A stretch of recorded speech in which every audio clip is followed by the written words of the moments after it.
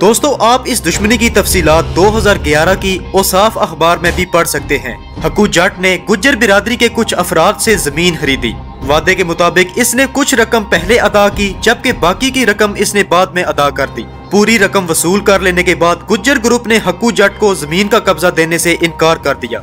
माली लिहाज से हक्कू जट गुज्जर ग्रुप से काफी कमजोर था, जिसकी वजह से उन्होंने फैसला किया कि हक्कू जट को दबोच लिया जाए। उस जमीन पर गुज्जर ग्रुप के कुछ अफराद ने टेंट लगाकर बकायदा कब्जा कर लिया। इस दौरान इसका वालिद रियाज जट और इसके 2 भांजे गुज्जर ग्रुप से बातचीत करने के लिए गए। गुज्जर ग्रुप ने हमला करके इन 3 लोगों यानी हक्कू जट के वालिद और 2 भांजों को कत्ल कर डाला। इलाके की मोतबिर शख्सियात की मुदाखलत के बाद हक्कू जट ने गुज्जर ग्रुप को माफ कर दिया और इन पर मुकदमा दर्ज न करवाए।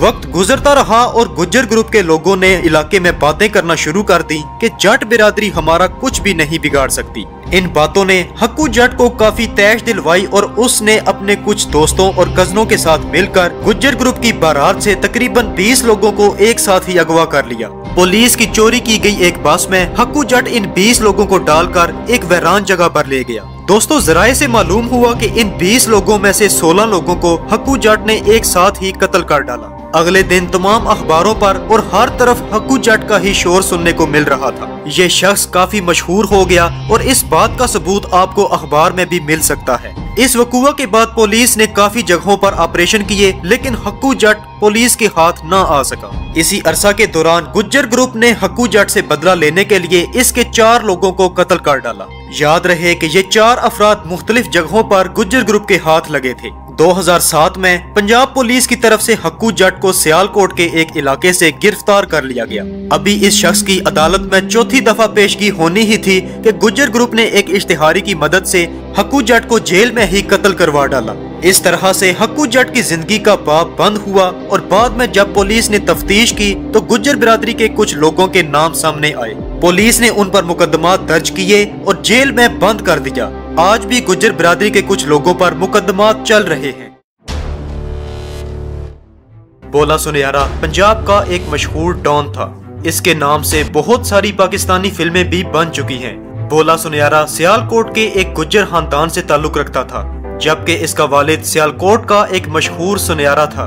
सन 1978 में उस वक्त के सियालकोट के MNA मियां मसूद अहमद ने 5 तोला सोना भोला सुनियारा के वालिद के पास नक्श निगारी के लिए भेजा, लेकिन बदकिस्मती से उसी रात इसकी दुकान पर चोरी हो गई और चोर सारा सोना ले उड़े।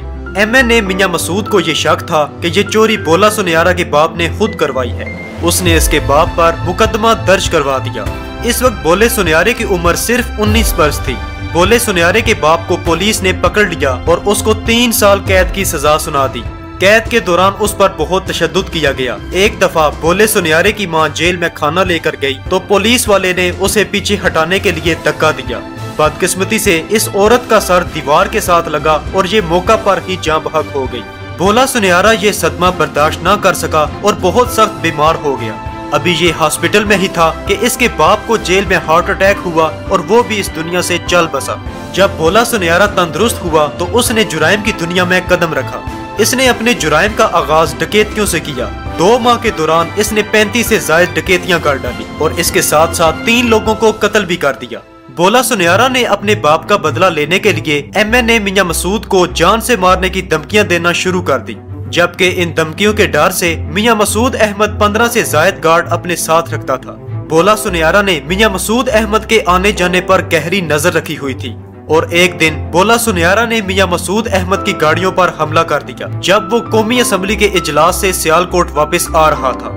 इस हमले में MNA मियां मसूद खुद तो महफूज रहा, लेकिन इसके 4 गार्ड्स कत्ल हो गए। इस वाकया के बाद भोला सुनियारा वहां से फरार हो गया और गुजरांवाला में हुमायूं गुज्जर के पास पनाह ले ली। ये हुमायूं गुज्जर इसकी फुफ्फो का बेटा था।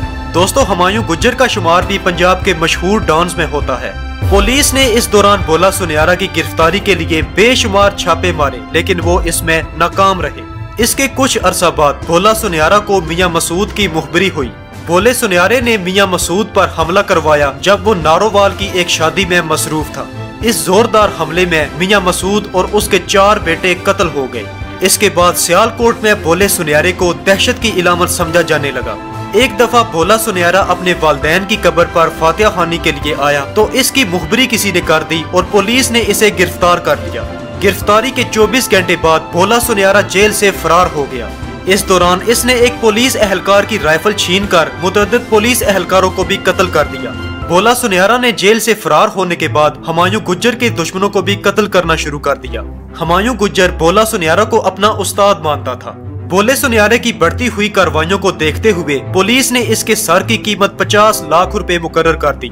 एक दफा ये शख्स कसूर में मौजूद था तो इसकी मुखबरी हो गई। पुलिस ने इसे चारों तरफ से घेर लिया। भोला सुनहरा अपने साथ जदीद असलहा और गोलियों से भरा बैग रखता था। जब इसको पता चला कि पुलिस ने उसे घेर लिया है तो इसने क्रॉस फायरिंग शुरू कर दी। ये क्रॉस फायरिंग तकरीबन 3 घंटे तक जारी रही।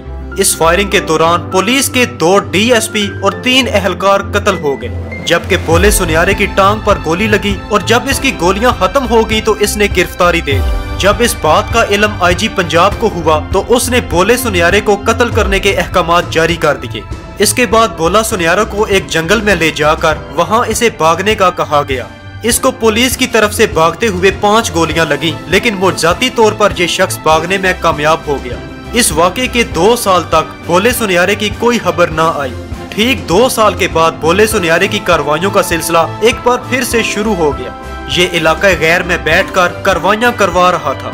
पुलिस की तरफ से भोला सुनहरा के खिलाफ इलाका गैर में जाकर ऑपरेशन करने का फैसला किया गया, लेकिन पुलिस एहलकारों ने इलाका गैर यानी जमरूद जाकर ऑपरेशन करने से इनकार कर दिया। फिर भोला सुनहरा को पकड़ने के लिए आर्मी को कहा गया।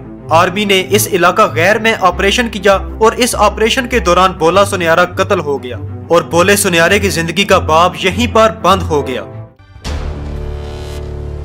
दोस्तों, आरिफ कमांडो का ताल्लुक एक निहायत ही शरीफ फैमिली से था और ये लड़का खुद भी परहेजगार और नमाजी लड़का था। लेकिन आरिफ कमांडो की जिंदगी में एक ऐसा मोड़ आया कि इसकी दुश्मनी शुरू हो गई और इस शख्स ने देखते ही देखते 100 के करीब लोगों को कत्ल कर डाला। 1990 की दुहाई में पंजाब के कॉलेजेस में चलने वाली तलबा तंजीमों की वजह से इसकी दुश्मनी का आगाज हुआ था। अपने बचपन के एक दोस्त से किसी वजह से इसका झगड़ा हुआ तो इसने फैसला किया कि ये अपने दोस्त को कत्ल किए बिना नहीं छोड़ेगा।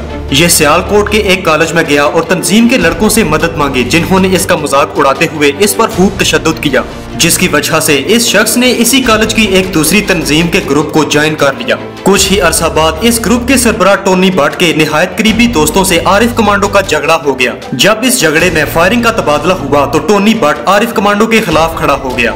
दोस्तों, इस झगड़े के बाद आरिफ कमांडो टोनी भट्ट के मुखालिफ ग्रुपों में शामिल हो गया और इस तरह से कॉलेज के इन बड़े ग्रुपों के दरमियान गैंग वार शुरू हो गई। आरिफ भट्ट ने इसके बाद एक बड़ा हमला किया और कॉलेज में ही टोनी भट्ट को उसके करीबी साथी समेत कत्ल कर दिया।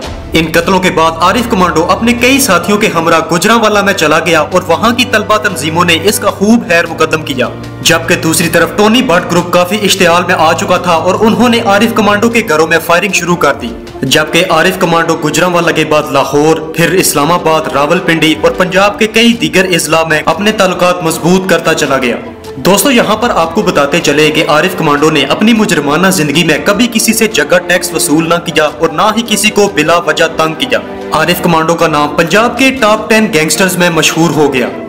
इस शख्स ने अपनी जिंदगी में सियालकोट, गुजरांवाला, गुजरात, लाहौर, रावलपिंडी और इस्लामाबाद के अलावा बहावलपुर और पंजाब के दीगर कई अजला में 100 से ज्यादा लोगों को कत्ल किया। सन 2011 में मुख्तलिफ नाम इस्तेमाल करने वाला आरिफ कमांडो बीमार हो गया। लाहौर के जिन्ना अस्पताल में तवील अलालत के बाद आरिफ कमांडो वफात पा गया। दोस्तों, उम्मीद करते हैं कि हमारी आज की वीडियो आपको पसंद आई होगी। मजीद इस तरह की वीडियोस देखने के लिए हमारा YouTube चैनल सियासत पाकिस्तान सब्सक्राइब कर दीजिए।